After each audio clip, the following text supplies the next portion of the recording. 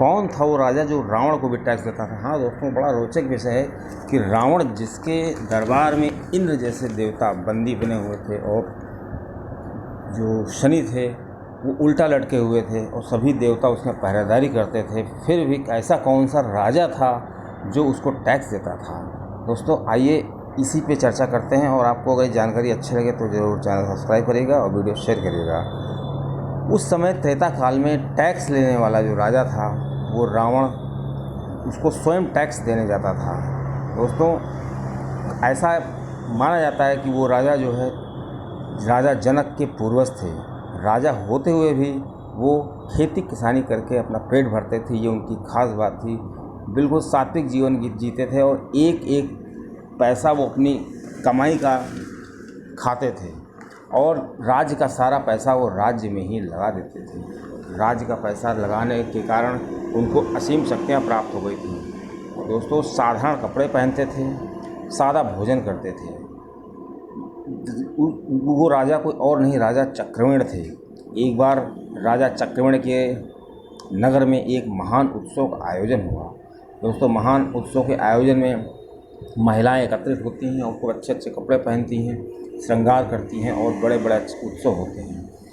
ठीक इसी तरह हुआ, सभी महिलाएं इकट्ठा हुईं चौक पर और कुछ महिलाएं जो थीं वो सज धज कर उसके घर गईं और उसकी पत्नी को लेने के लिए आईं।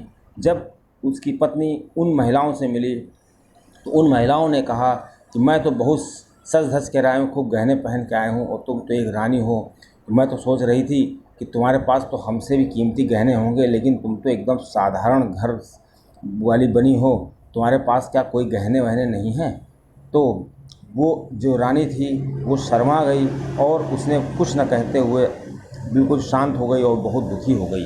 रात में जब राजा घर गए तो राजा को उसने बताया कि ऐसी ऐसी बात है कि आज जो है सारी औरतें खूब श्रृंगार करके आई थीं और हमसे कह रही थी तुम्हारे पास कोई गहने नहीं हैं, प्रजा की स्त्रियों के कारण मैं शर्मिंदा हो रही।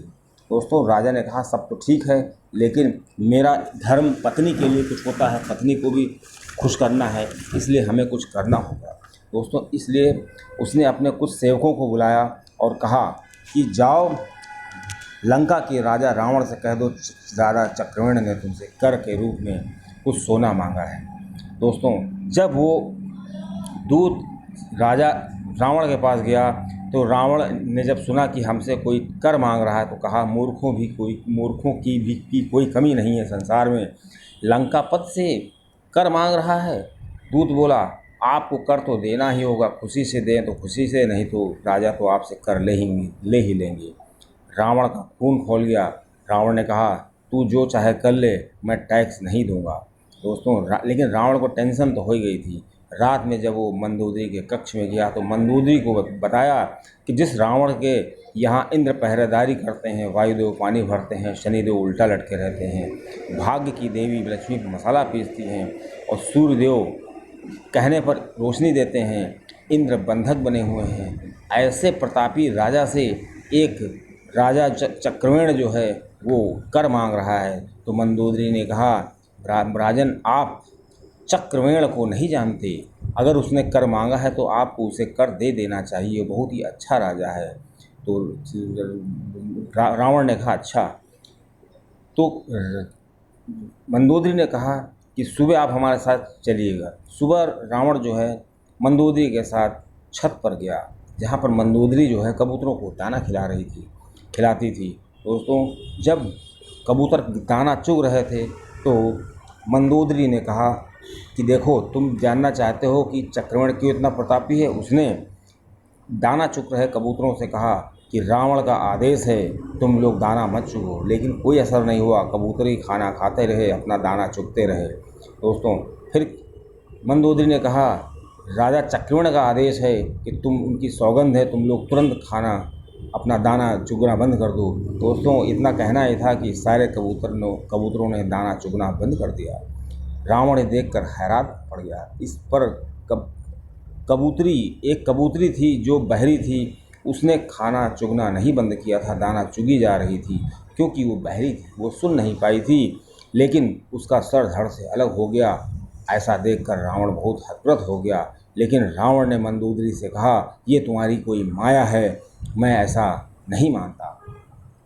तो मंदोदरी ने कहा, आप एक बार फिर विचार कर लीजिए कि चक्रवण बहुत ही प्रतापी राजा है।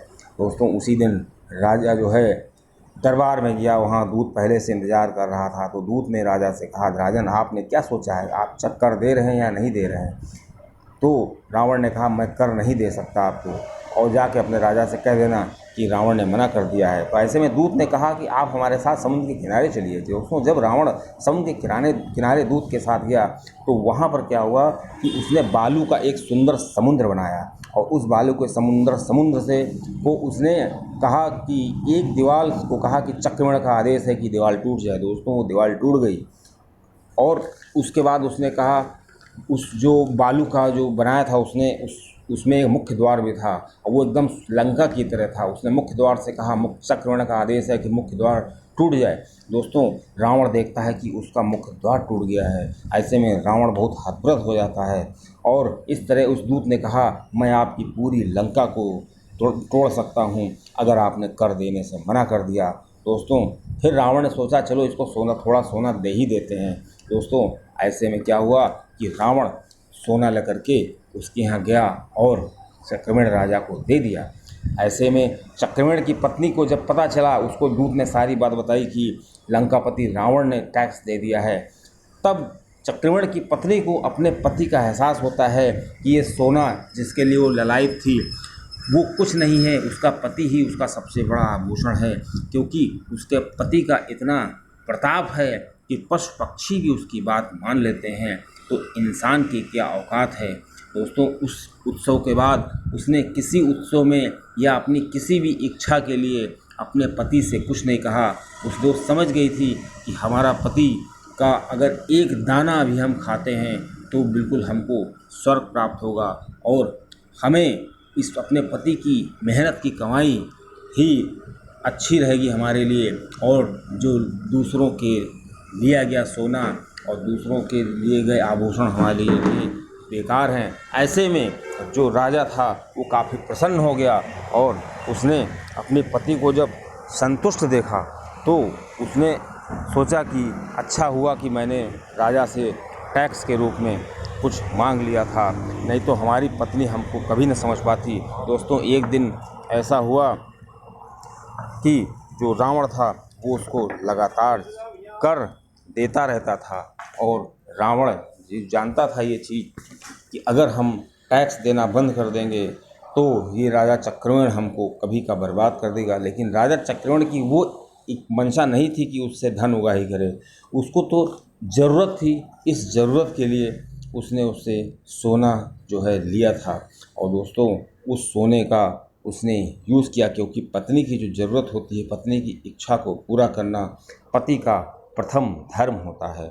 इस प्रकार राजा चक्रवण ने कोई पाप नहीं किया था, उसने केवल और राजा रावण को ही क्यों चुना, क्योंकि वो जानता था इसके पास जो है इधर उधर का धन रहता है, और ये इस समर्थ भी है। दोस्तों आपको जानकारी अच्छी लगे तो चैनल जरूर सब्सक्राइब करिए।